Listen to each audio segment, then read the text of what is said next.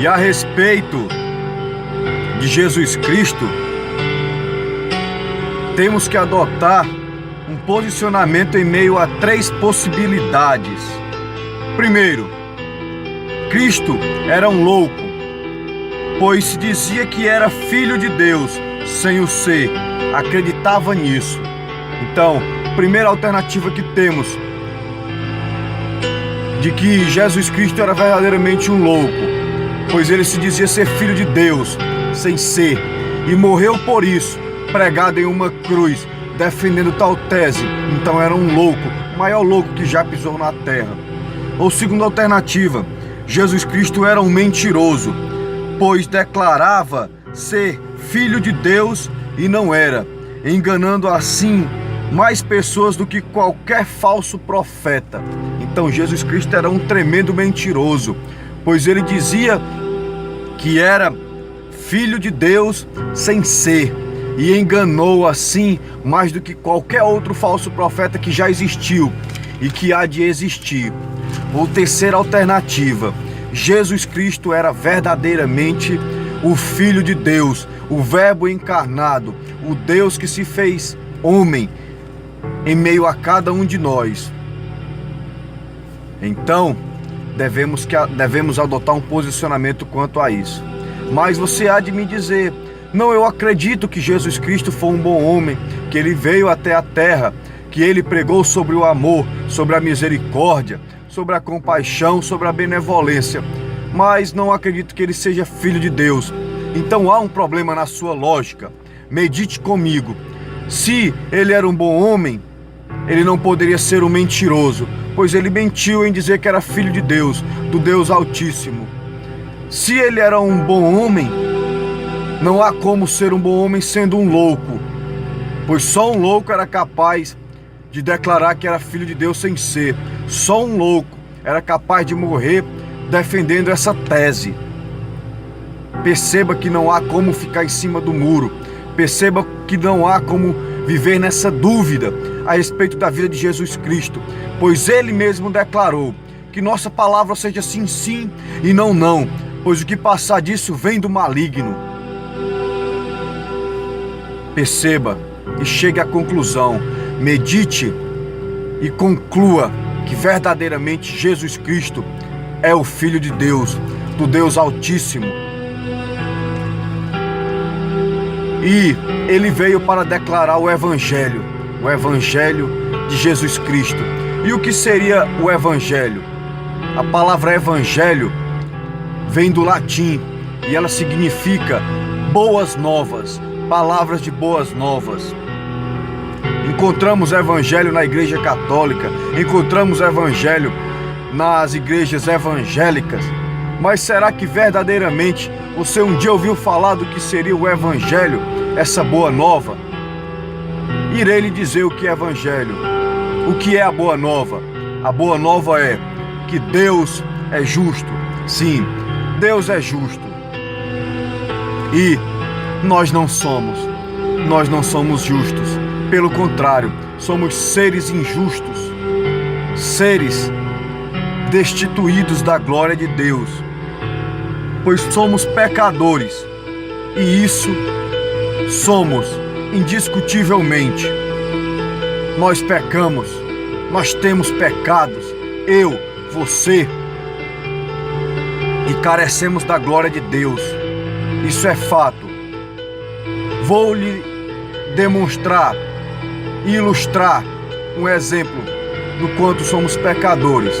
Imagine só se eu pegasse um DVD que tivesse o conteúdo da sua vida, toda a sua vida declarada nesse DVD, tanto que você pensa ou pensou, como aquilo que você sentiu, desejo e deixou de sentir, bem como aquilo que você fez em oculto ou escancaradamente, e que nesse DVD tivesse contido todas essas coisas, e que eu fosse a uma praça pública e conseguisse montar um telão e expor a sua vida a milhares de pessoas, a uma multidão, como você se comportaria nesse momento? disposição escancarada de sua vida. Acredito que tanto eu como você sairíamos correndo daquele local e nunca mais queríamos ter contato com aquelas pessoas que assistiram ao filme da nossa vida. Temos pecados, somos injustos, muitas vezes mentirosos e adúlteros. Essa é a nossa realidade. Transgredimos contra Deus, pecamos contra a sua santidade. Isso é fato.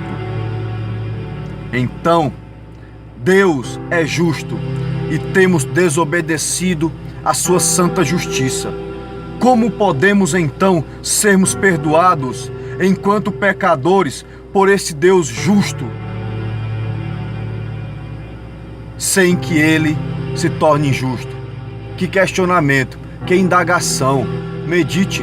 Como então podemos ter paz com Deus, sermos salvos por Ele, sermos justificados por Ele, sem que Ele cometa a injustiça?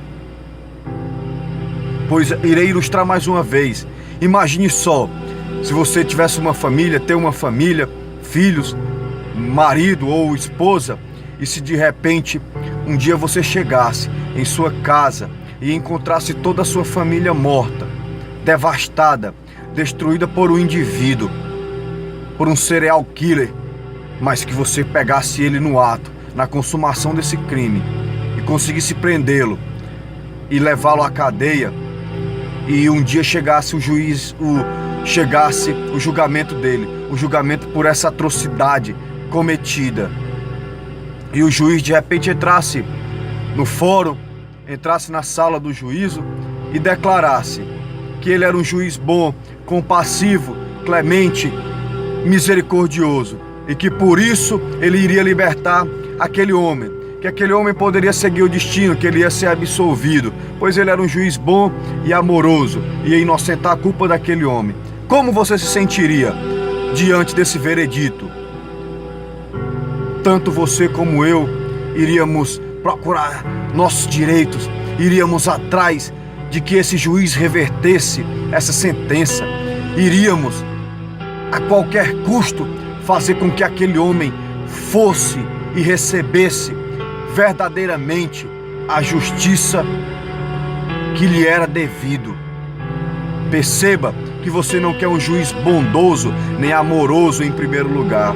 Em primeiro lugar, você deseja um juiz justo, e é o que Deus é, um santo juiz justo, que não inocenta a culpa dos pecadores não arrependidos.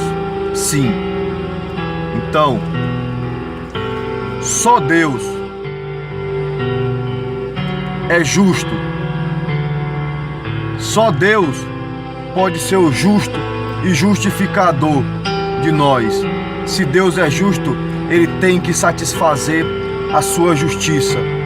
Isso é fato. Então não tem como Ele nos inocentar, pois somos pecadores, e Ele já diz em sua palavra que tanto a alma do Pai como a alma do Filho lhe pertence, e a alma que pecar, essa morrerá. E bem como Ele diz que o salário do pecado é a morte. Temos pecados, temos que nos arrepender, e só há um meio de conseguirmos paz com Cristo, só há um meio de sermos filhos de Deus, é acreditando em Jesus Cristo. Por quê? Porque foi a forma que Deus encontrou de nos apaziguar com Ele, dando o seu Filho unigênito por cada um de nós. Pois Deus se encarnou na forma de Jesus Cristo e habitou entre nós. Levou uma vida santa, levou uma vida piedosa, levou uma vida sem mácula, levou uma vida sem pecados. Mas a humanidade pecou e não tinha como Deus se tornar injusto para nos absolver. Então, mesmo Jesus Cristo levando uma vida santificada, pela sua grandeza, Ele tinha que morrer para lavar a culpa dos nossos pecados. Então Ele morreu. Ele tomou desse cálice, do cálice da ira de Deus, por causa dos nossos pecados. E assim Ele estabeleceu justiça entre Deus e os homens, entre os homens e as mulheres, entre os seres humanos que verdadeiramente acreditam em Jesus Cristo, acreditam nessa obra santa dele aqui na terra, acreditam na aliança do Calvário. Só esses que serão absolvidos diante do tribunal de Deus. Só esses que terão a sua justificação diante da santidade de Deus. Aqueles que verdadeiramente acreditam na obra de Jesus Cristo. Aqueles que obedecem à palavra de Deus. Aqueles que andam como Cristo andou. Aqueles que procuram parecer com Jesus Cristo. Sim. É impressionante como muita gente é capaz de dizer que acredita em tudo isso, que já sabe da aliança de Deus para conosco, mas que não movem uma palha diante desse fato, desse fenômeno, que acreditam na justiça de Deus e na justificação de Jesus através de Jesus Cristo, mas que não fazem nada para agradar a Deus, nem parecer com Jesus Cristo. É impressionante o quantas pessoas declaram que Jesus está voltando, que o fim do mundo está próximo, mas que não tomam nenhuma atitude espiritual para reverter o quadro de pecaminosidade que há em suas vidas. Quanta hipocrisia há na sociedade, quanta demagogia há no ser humano. Medite nisso, converta-se a Deus, converta-se a Jesus Cristo, procure parecer cada vez mais com Ele, ande como Cristo andou. Necessário é nascer de novo, ser nova criatura, viver em novidade de vida, pois só assim você contemplará o reino de Deus, só assim você possuirá a vida eterna. Carro, casa, dinheiro não comprará sua vida eterna, nem lhe dará ela.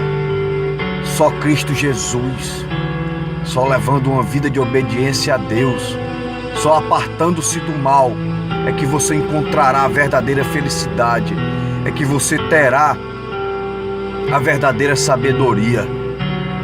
Que Deus abençoe, quebrante o seu coração, lhe constranja ao amor de Cristo.